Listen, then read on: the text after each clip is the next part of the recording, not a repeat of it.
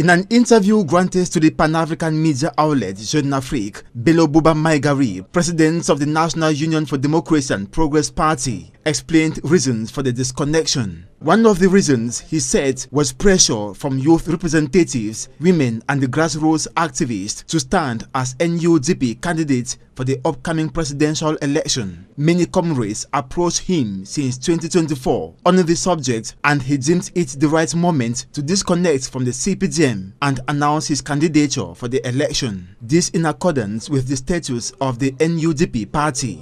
Responding to a question if he has resigned from the government of President Paul Biya as Minister of Tourism and Leisure, Belo Bouba said, "No, my resignation, if it must be made, will be addressed to the President of the Republic, Paul Biya, who alone has the authority to appoint and dismiss members of the government. If I decide to leave office, it will be through official correspondence addressed to the appropriate authority. What is certain is that to run an effective campaign, I will have to devote myself fully to it." On the subject of opposition coalition highly solicited by many Cameroonians to get the desired transition, Minister Belo Bouba said his NUDP party is open to all forces of change for a coalition.